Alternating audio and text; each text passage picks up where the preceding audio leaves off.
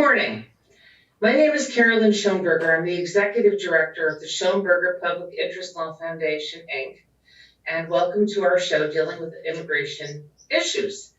We have a very important show, a lot of important announcements, and I'm very honored to have Michael Collins here from Irish Community Services. Welcome, Michael. Yeah, thanks, Caroline. Thank you for having me again. I always enjoy coming on your show. Thank you.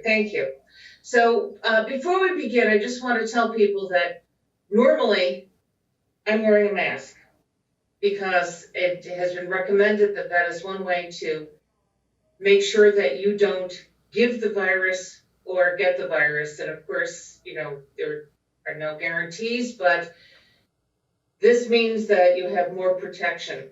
And I'm in a room alone, which is why I'm not wearing my mask, and you probably wouldn't hear me if I were. So to start with, I want to tell you a little bit about the Shoenberger Public Interest Law Foundation. It was established last year and does a variety of services to the public, some of which are low cost, some of which are pro bono, certain immigration issues, primarily naturalization right now, and defense work in court, also guardianships for disabled adults. So again, if you would like to email me at caroline@schoenbergerfoundation.org, I would be more than happy to talk to you about what possibly can be done. También yo hablo español, entonces si usted habla español, usted puede hacer contacto conmigo. Caroline@schoenbergerfoundation.org. Additionally, I would like to mention that the Irish Community Services is a partner agency, and Michael and I go way back, and Michael has some important information available for you about Irish Community Services. Michael, would you like to talk a little bit about what your agency does? Sure. Yeah, thanks for the opportunity, Caroline. So Irish Community Services is a not-for-profit immigration and social services agency. We are based in the Mayfair area out of the Irish American Heritage Center. And we really provide kind of three main programs, one being our social work program, the next being our immigration program, and the following one being our youth and family program. Each program has different components. Our social work program consists of what would normally be a senior group, and then case management, as well as mental health outreach and things like that. However, due to the COVID-19 pandemic, we've transitioned a lot of our groups online, as many organizations have done. So what we have been doing for our seniors during this time is a lot of at-home check-ins. We are doing senior groups in a box. We have done an online music series. So we're really kind of working through the same as a lot of other organizations and trying to figure out a way that we can still deliver the same quality services that we have during the pandemic. In addition, our youth and family program consists of an intergenerational program, which is what we're calling the Irish Memory Box.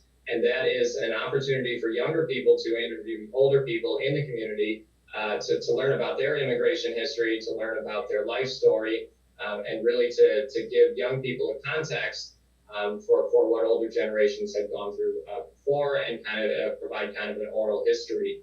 In addition, our youth program, we run a group called Falcha, which is a group designed for adolescents with intellectual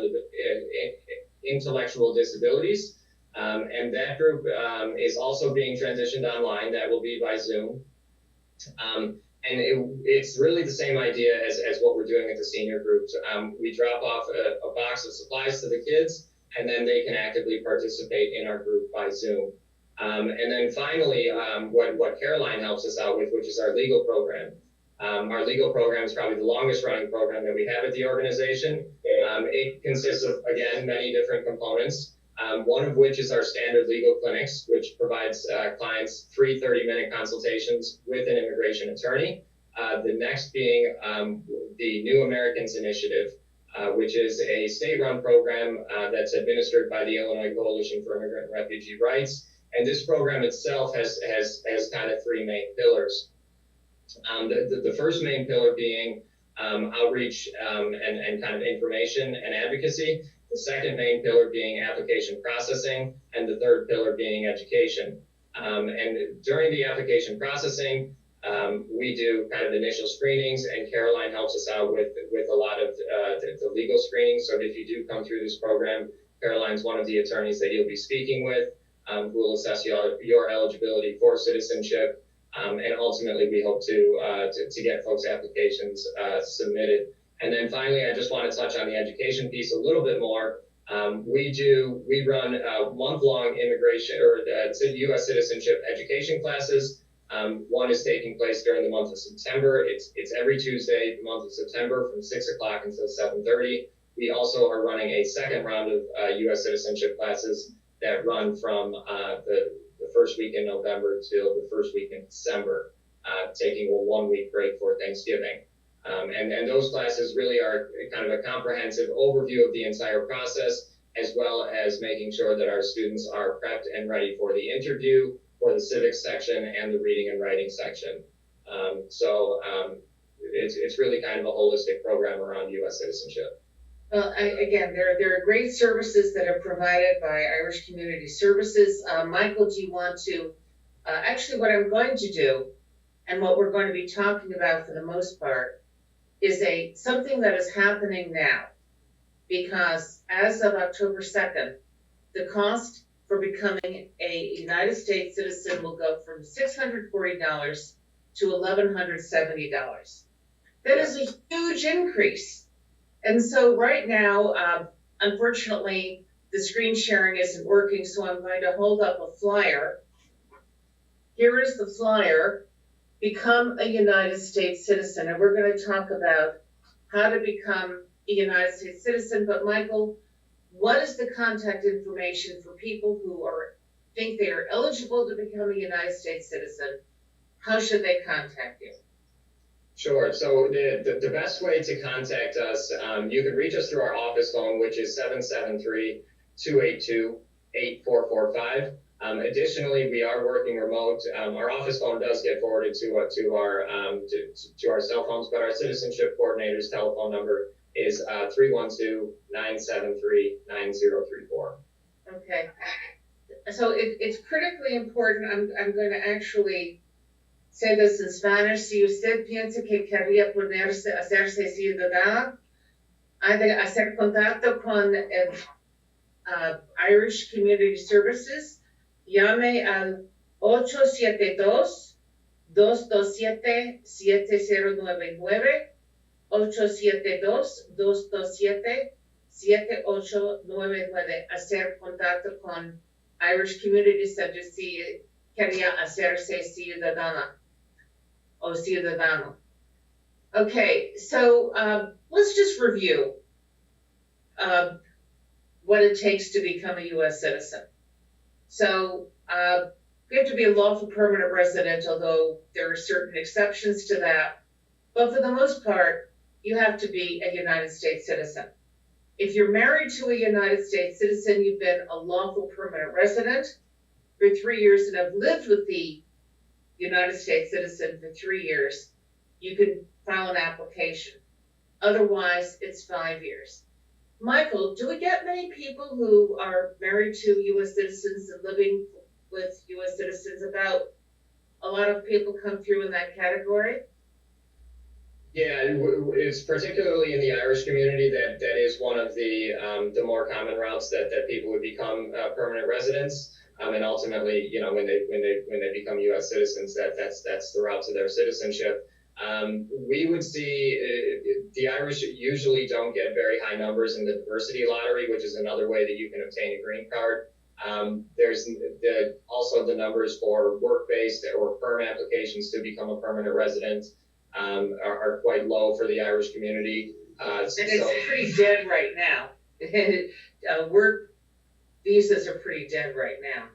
Yeah, absolutely, and it's especially impacted by the pandemic as well. That route has become even harder.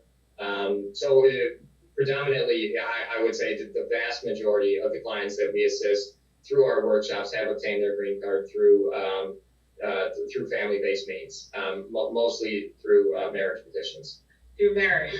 And again, should anyone think it's automatic?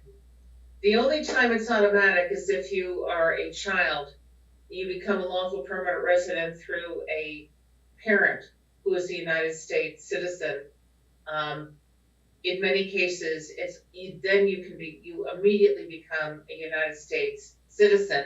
And I've had interviews where a young person of 10 would be told, congratulations, I'm approving your application to become a lawful permanent resident, but you're also now a citizen, go get a passport. So it is possible to do so.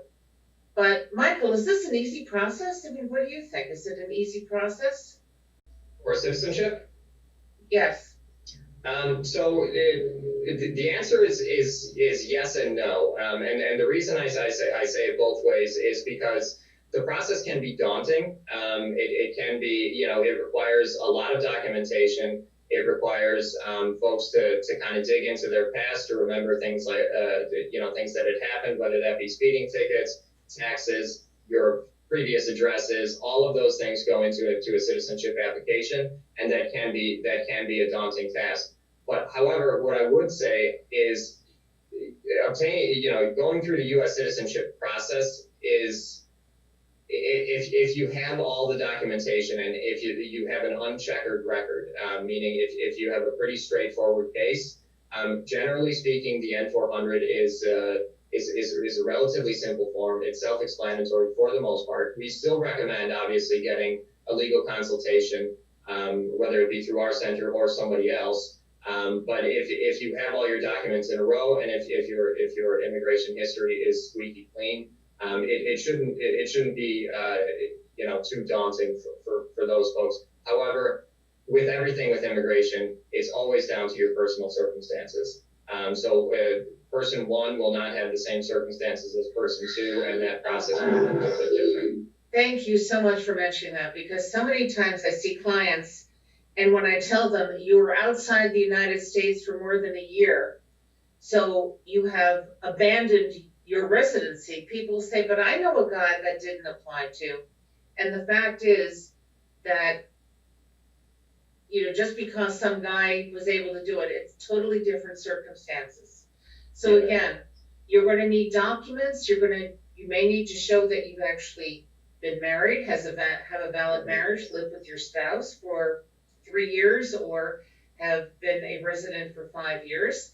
Be prepared to show 5 years worth of taxes. And if you have been advised to claim a dependent when you have not really given them money for most of their expenses, I suggest that you see an accountant and amend your taxes. You don't want to be denied because of tax problems. Also, police records, court records. If you've ever been arrested, even if in fact the case was dropped, they have to know about it. And they not only, now many people want to see at immigration, want to see the clerk's record showing you have no convictions. You need to get your police documents too. And I have news for you. It's not great news. If you get supervision under state law, that's not a conviction if you complete the term of the supervision with satisfactorily. But under immigration law, that is conviction. And as Michael said, it's advisable to get your driving records too. So again, there's lots of documentation. And Michael, I think the most difficult thing are getting the court records. What do you think? The court and the police records? Yeah, I think so. That tends to be where a holdup is, and we see many people come to our workshops who are just about ready to apply, but are missing one or two things. Those one or two things usually do tend to be the court records.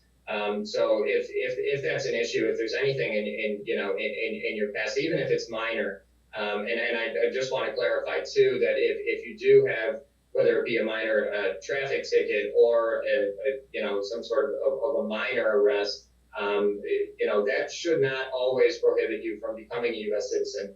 However, I would say if you do have any sort of history like that, you will definitely need to undergo a legal screening by an immigration attorney. So even if there is something in your past, go get the screening, because at least then you'll get the answers whether you're eligible or whether you're ineligible for citizenship. A great point, because there are petty offense exceptions. So it depends what you were charged with. It depends whether you admitted that you did it, if you entered into a diversion program. Again, state law may not be a conviction. Immigration law, it is a conviction. The other pitfall, and it doesn't come up that often, is when someone leaves the United States, which we can't do right now. But in the past, you may want to visit family, you may want to study someplace, and you're a lawful permanent resident. Unless you get permission to be out, if you're out for more than a year, they say you've abandoned your residency. And I actually had to fight that in court a couple of times. And it's not easy, because the judge wants to know, why didn't you ask permission? Well, in both of my cases that were in the last few years, there was an illness. Someone had a heart attack. Someone was diagnosed with a rare disease. And the judge accepted that. But normally, again, you're out. And after 6 months, if you were gone for more than 6 months, it can break what's called continuity. Because if you are married to a United States citizen, you have to actually physically be in the United States for a year and a half. It doesn't have to be a year and a half total altogether, but you have to physically be here. That's called continuity. If you're not married to a U.S. citizen, you have to wait 5 years of being a lawful permanent resident, and you have to be physically present in the United States for 2.5 years. So, Michael, do you run into that a lot, where people, forget, or something happens and they're out for more than 6 months to a year? Yeah, it's more common than you would think, and particularly I think within the Irish community, because travel between the United States and Ireland is so common, and a lot of people will travel on a regular basis. However, the circumstances that we run into that might cause problems with people's citizenship applications, we usually see it in relation to folks who go back and care for a loved one for an extended period of time. So somebody who's immigrated to the United States, whose mother and father has remained in Ireland, and they would go back and care for them for an extended period of time. So you need to be really careful when you're applying for citizenship that you count the days that you've been outside of the country. That is crucially important, because it can have an impact on your continual residency. If you do need to go, if you're a green card holder, if you do need to go back for a family emergency, and that family emergency might extend to a long period of time, once again, I hate to sound like a broken record, but you really should consult with an immigration attorney before you make that move. There is a process. There is a process where you can get approval. If you're going to study in another country, if you're going to, even if you may not need to, if there's any possibility that you might be there for more than 6 months, which would break continuity, and the 3 or 5 year period starts again, or if you're going to possibly be there for more than a year, at which point you would have abandoned your residency. Yeah, and actually, that takes me to a very good point to why it's important to become a U.S. citizen. So if you are currently a green card holder and you do have elderly relatives back in your home country, or if there's circumstances down the road that might dictate that you would have to leave or change residency for whatever reason, U.S. citizenship cannot be revoked. So once you are a U.S. citizen, well, at least it can be revoked most of the time, I should say. But that secures you from losing your residency. Once you're a citizen, you are a citizen. So if down the road, after you are sworn in as a U.S. citizen, you need to care for a relative for an extended period of time, you can do so and come back to the United States without issue. Whereas if you're a green card holder, you're essentially on probation for the duration of being a permanent resident. and that has stipulations when you leave the country. So if at all you think a relative might get sick at home, or you have plans to maybe spend an extended period of time outside the country, we encourage you to apply for U.S. citizenship as soon as possible, because when those situations arise, you will not have any legal issues down the road as a result of them. And then again, that brings me back to the point that if you're interested, and we really want to encourage you to get off of lifetime probation as a lawful permanent resident, now is the time to apply to become a United States citizen, because the fees are going from $640 to $1,170. That is a huge jump. So why not do it now and save the money? And again, if you contact Irish Community Services, there will be screening, there will be a free legal assessment, and get the process rolling as soon as possible. So again, I'm going to read the number. I'm going to show the flyer, which, Michael, can you see it? Yep. Okay. Well, I can see the top of it there, yeah. Okay. So either contact citizenship@irishchicago.org or call 872-227-7099, 872-227-7099. And when you talk to a lawyer, I can't tell you how important it is. You got to tell the lawyer everything. The good, the bad, and the ugly, things you don't want to admit. And yes, everyone's done something stupid, but if you hold that one stupid thing that you did back from the lawyer, you not only can lose your money by getting denied, you potentially could be deported from the United States. So it's very important to tell the lawyer everything. In our business, surprises are bad. So again, you want to do so. So again, if you make an appointment, try to get the documents. The police records are important. The court record, important. And the courthouse is open. The Daily Center is open. You're going to have your mask. You're going to have your temperature taken, but you can go to the Daily Center. Right now, it is still open. And that is the one piece of information that is so critical, is that were you ever arrested? Why were you arrested? If you were arrested for aggravated battery, domestic violence, we're going to tell you, please don't do it. If you were arrested for a DUI, we don't like DUIs, but if it was a misdemeanor DUI and you completed your term of supervision or probation, we may tell you, absence anything else, that it might be okay to go ahead. But I'm going to tell you something else, and Michael, I don't know if you're finding this true. Right now, immigration is very harsh. Yeah. It's very harsh. They're looking for things, but the benefits of becoming a United States citizen so much outweigh staying on lifelong probation as a lawful permanent resident. Wouldn't you agree, Michael?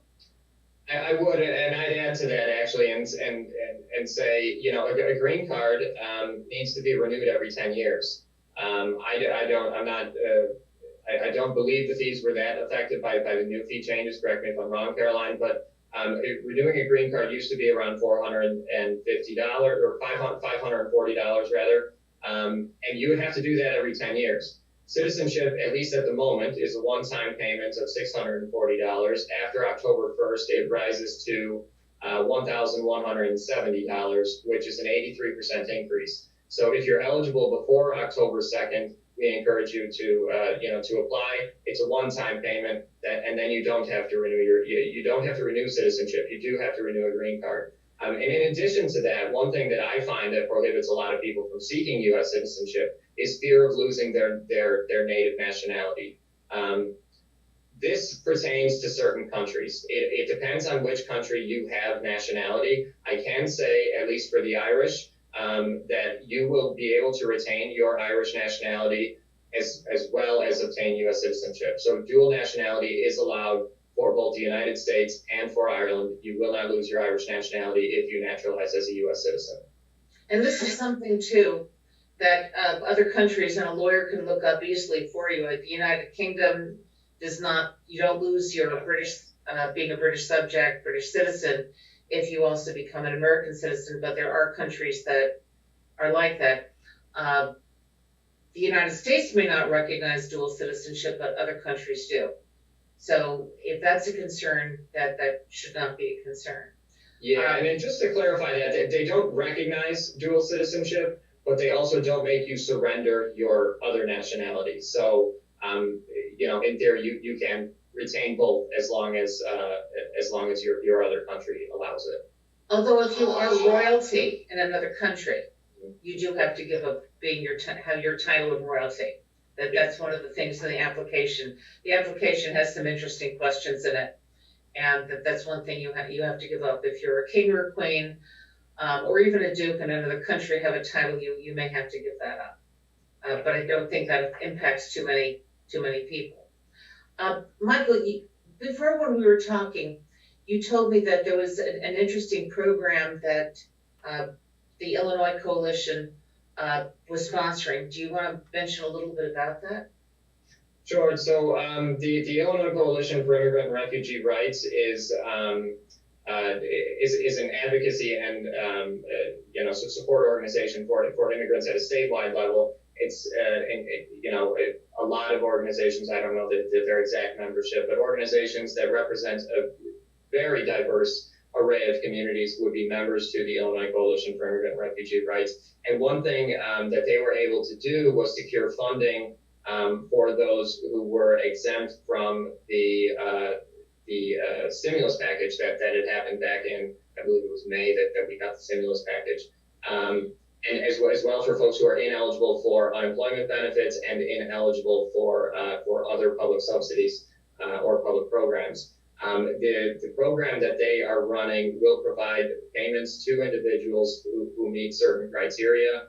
The payments would be of $1,000, and the program is called the Immigrant Family Support Project. This project is not open to the public at the moment, although there were a couple open rounds. However, it is expected to be open in October. So for those interested and are suffering, financially due to COVID-19 pandemic, and have no recourse in terms of public benefits or in terms of the public stimulus or any of the relief efforts that the rest of us, or U.S. citizens and potentially green card holders, have been able to avail of. This is a program to meet that that coverage gap. So the website is icirr.org. Yep. icirr.org. So if October 1st, if you think that you would need the assistance, that's the website to contact. Yeah, and you can contact Irish Community Services as well. As a member of the Illinois Coalition for Immigrant and Refugee Rights, we're pretty well abreast to how this program is going to run, what the requirements are, and when folks can apply. So do reach out to us as well if this is a program that you feel you would need to avail of. No, that's great. Going back a little bit to naturalization, once the application is submitted, it is possible that they will want additional information. And again, Irish Community Services and the Shoenberger Public Interest Law Foundation, would be happy to review if there are any questions about that. Don't ignore it. Assuming everything is correct, at some point you will be scheduled for an interview with an officer. And right now, getting into the building where the interviews take place is, I'm told, a nightmare. But it's possible. You will go in, you will be sworn. If English is if you're comfortable in English, then you will be given a test, a civics test, and a language test. You will have to write something in English. Again, there are citizenship classes and classes for people who don't speak English as a native language. But unless you meet certain criteria, you will have to take the test in English. If you've been a lawful permanent resident for 15 years and are 55 years or older, you could take it in your native language. but you will need to provide an interpreter who's not a family member. And I understand right now, most interpreters have to call in, that they cannot accompany someone there, but we'll see since everything changes every single day. If you are 50 years old and you've been a lawful permanent resident for 20 years, at that point you can take the test in your native language.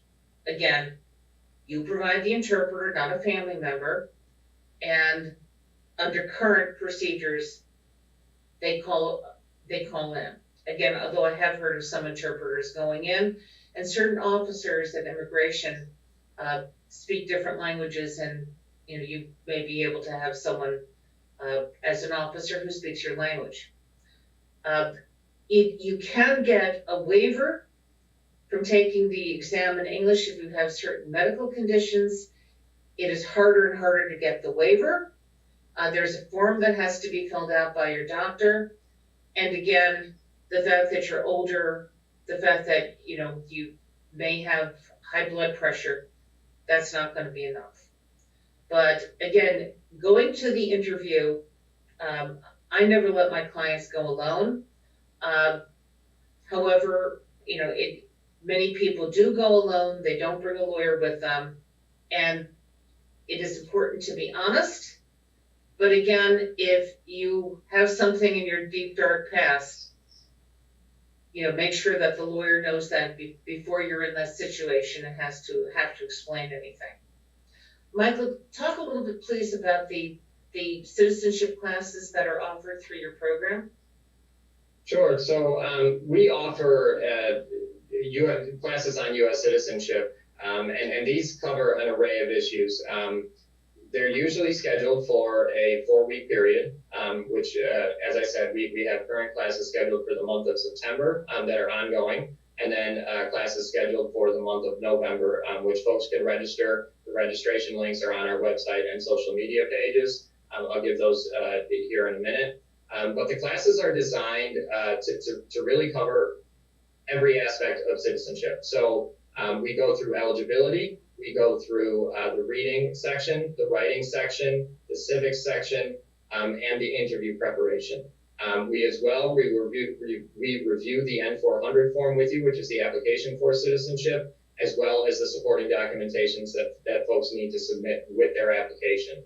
So if you're looking to just even get comprehensive information about the process, again, we cannot provide legal advice through our classes, but we can provide an overview of the process, what's involved, and what's required. If you need more than that, we would schedule you in to speak with somebody like Caroline or a legal representative to give you a one-on-one consultation. But if you just want to explore the opportunity of becoming a citizen, I highly recommend the classes because it will get a lot of those basic answers,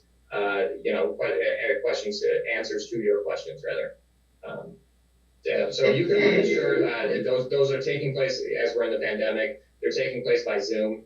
They were taking place in person. Hopefully, we'll be able to do them in person down the road. But at the moment, both our September and our November courses are taking place by Zoom, and you can find those links on our website, which is www.irishchicago.org, or you can email us at info@irishchicago.org, and we're happy to provide the information.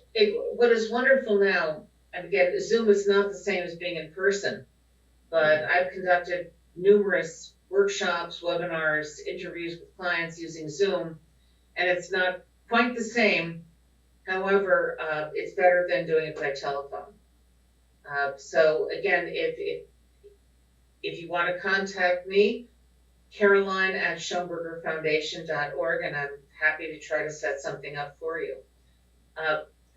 Again, this is the time, and I'm going to keep repeating this because as of October 2nd, if you have not applied to become a U.S. citizen, you're going to be paying more than about, 89%? 83% increase is what 83% more than if you applied right now.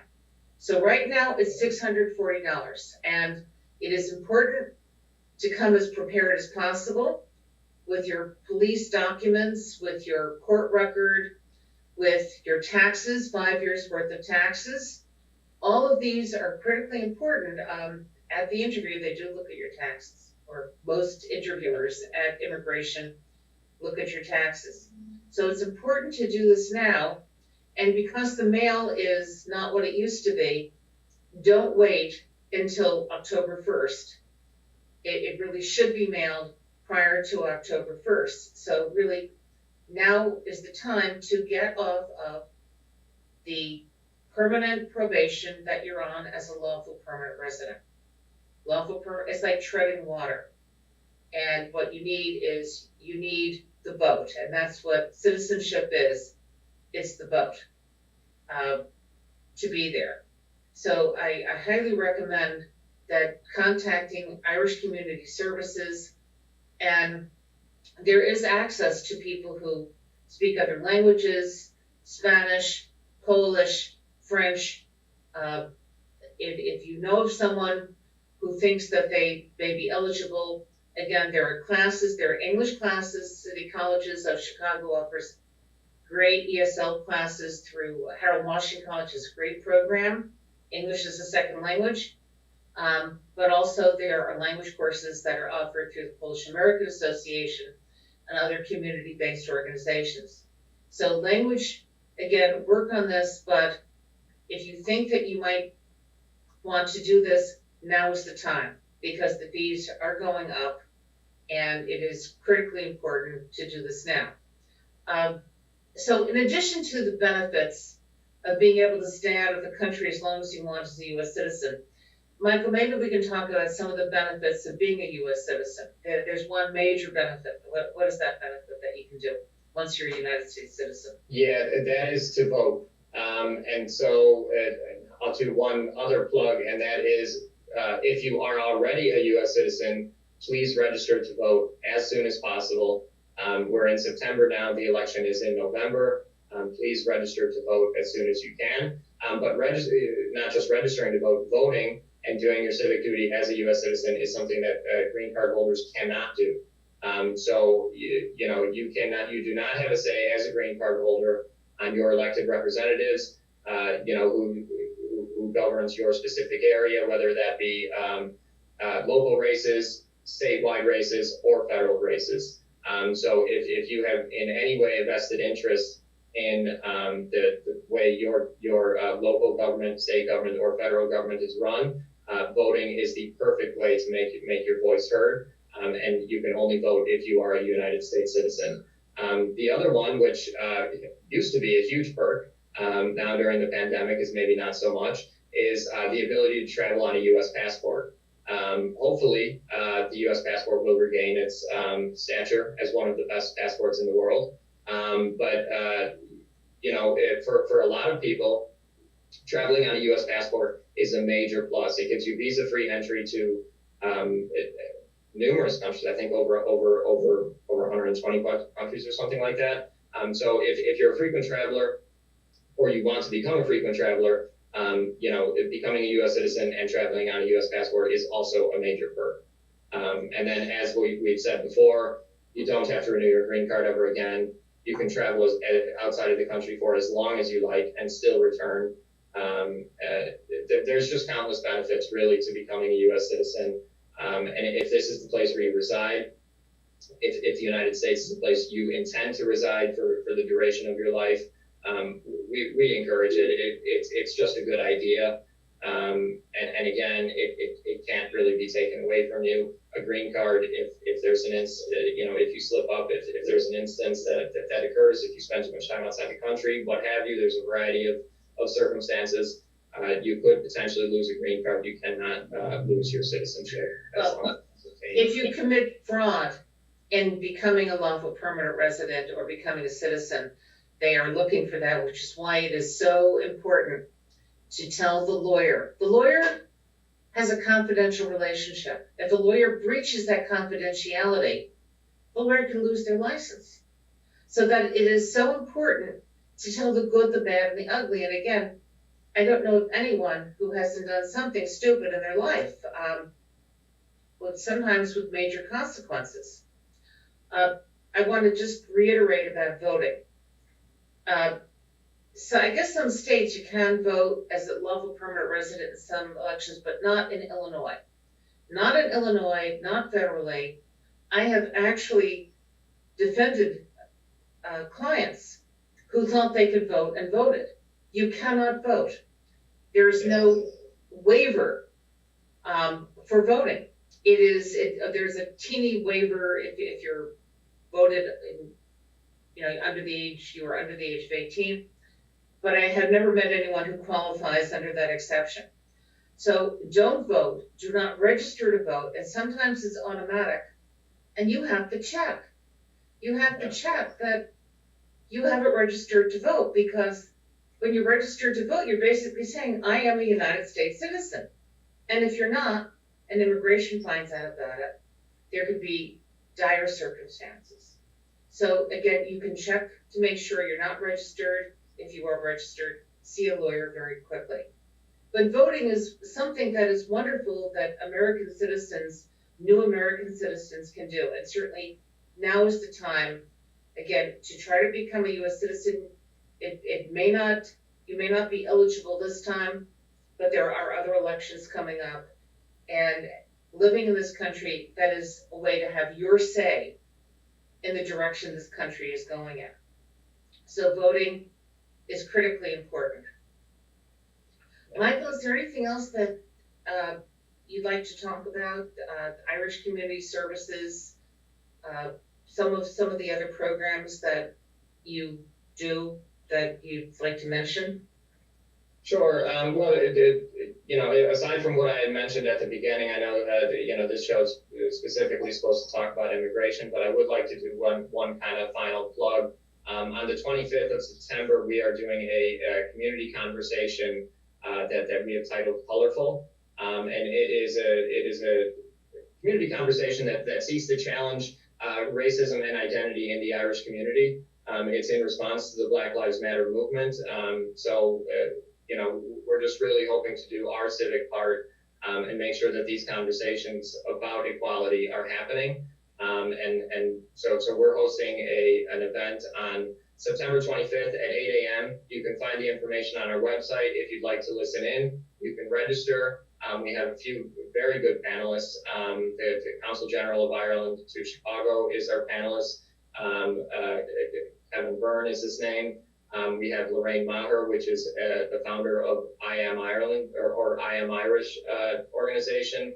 And then we have Michael OShea, who's a local Chicago Irish American who has done a phenomenal article in the Chicago Sun-Times and is a community activist and somebody we're quite happy to have on the panel.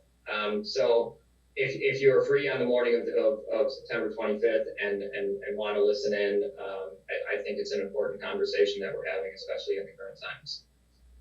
Yes, it is, and it's one of many great programs that is run through Irish Community Services. I'm going to also mention that the American Bar Association has a lot of seminars that are open to the public, not only to lawyers, but other people. The Hispanic Commission of the American Bar Association has had panels dealing with crisis management for families, featuring presiding judge Grace Guerra Dickler and other notable people talking about the impact on families, employment workers. There's also been crisis management for businesses, and that is going to be run again. We're going to have a new panel coming up. We've also had panels dealing with immigration in Canada as well as the United States and Mexico.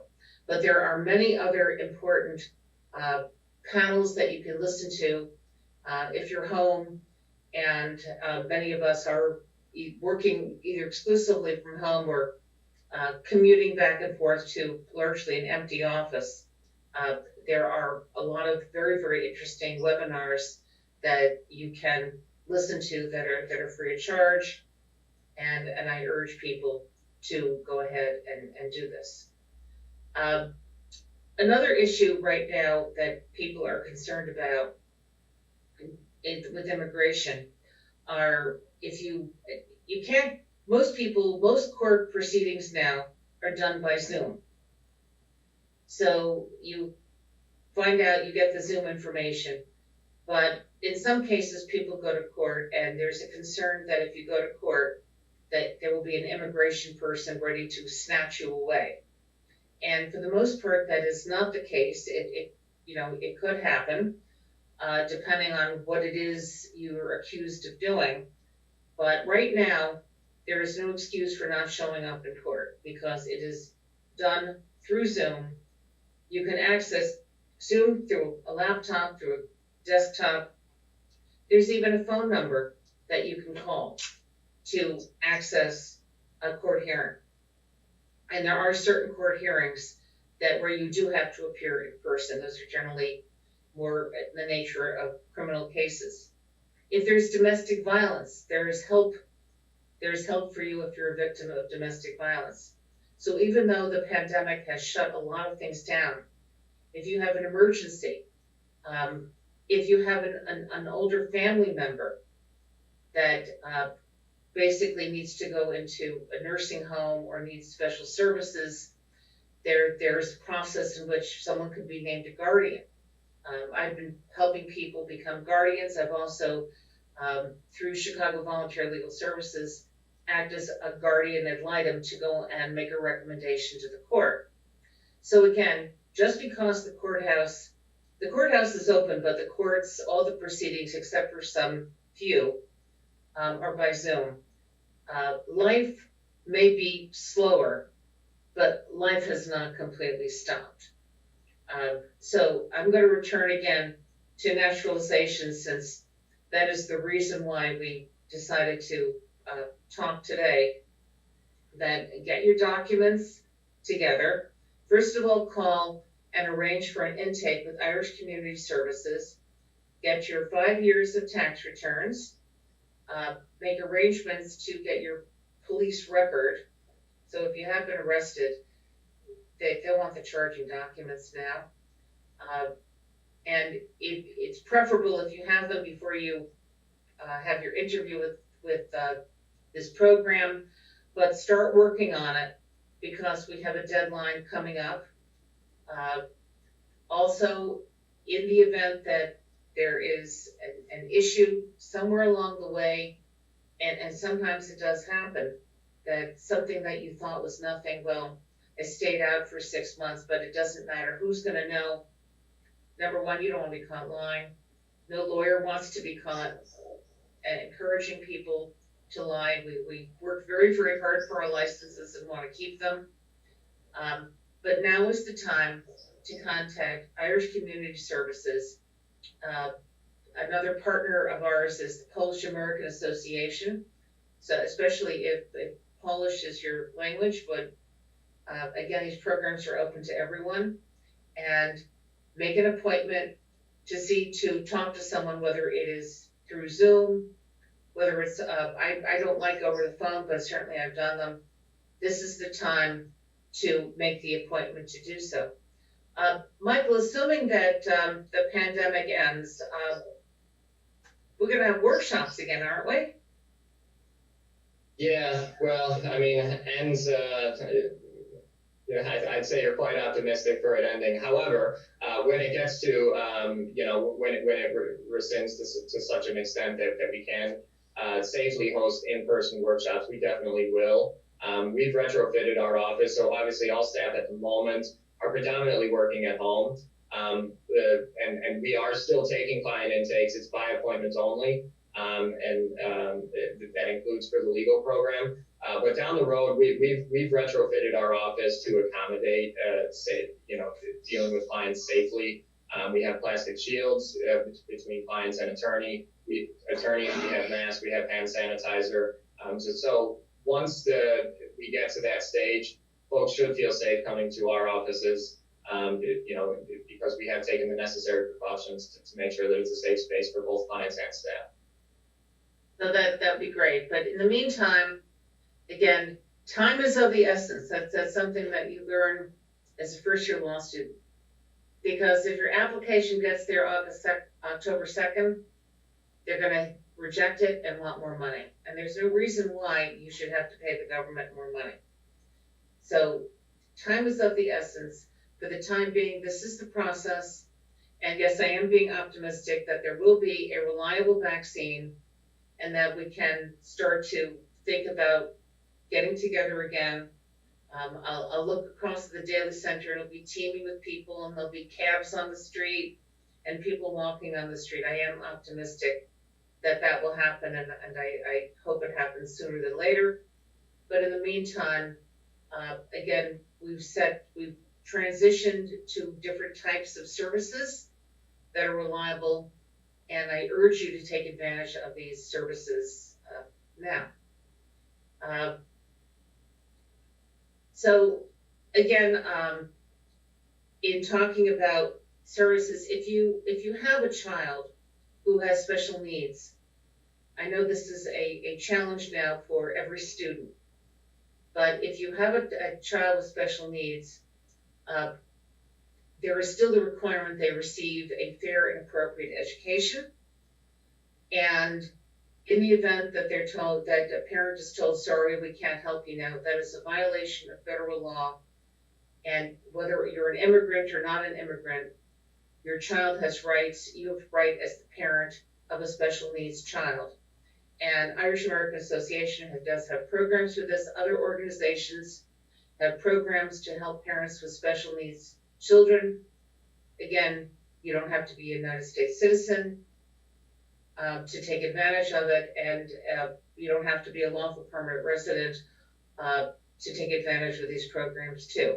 You do have rights. So again, you have more rights as a citizen because then you can vote. You can leave the country for more than a year and not lose your right to come back. There are a host of things that you can do as a U.S. citizen, but if you have a special needs child, your special needs child has the rights under federal and state law to a fair and appropriate education. And if there are concerns, it's important to, number one, document what is being done, how much time is being spent. If education is through Zoom, do you even have a laptop or some kind of tablet that your child can get education? Not through a cell phone, but it is important that you document what is being done, politely ask the school for more assistance, and then seek legal help. And their legal advice is available through Access Living. Is one organization that does assist people with that. So again, it is critically important to remember that you have rights, and even now with the education system that is largely online, and everyone is still adjusting to having online education, and it's not always very easy for a child, much less an adult, to sit in front of a computer and sit there for a couple of hours. But again, while we make these adjustments, people do have rights, whether they're citizens, residents, or non-residents. You have rights. Michael, let's talk a little bit about international students. Sure. Are you seeing an uptick in international students coming through? So no, we're not. But what we are seeing is an uptick of international students reaching out to us for legal advice. And the reason I say that we're not seeing an uptick, but we are seeing an uptick reaching out to us, is that there tends to be less students coming over. However, the students that do come over are concerned about rules regarding returning home, rules regarding traveling to a different country, traveling interstates, because student visas are mostly handled by the international office at the school that they attend. However, with the numerous bans and regulations that have been put forth by the administration since the pandemic began, that puts a lot of international students in an uneasy position. And they've been reaching out to us to seek kind of clarification on what the rules are pertaining to their specific visa. So one piece of advice that I'm going to give to international students, and this is based on being a business and law professor for 15 years, don't work without permission. So one of my former students who was attending Columbia University went to renew his student visa in his home country, and somehow they found out he was working and they denied him. So again, I know people need to make money, but part of the agreement to come here and study is that you can't work without permission from your university. And many places from the university are really great about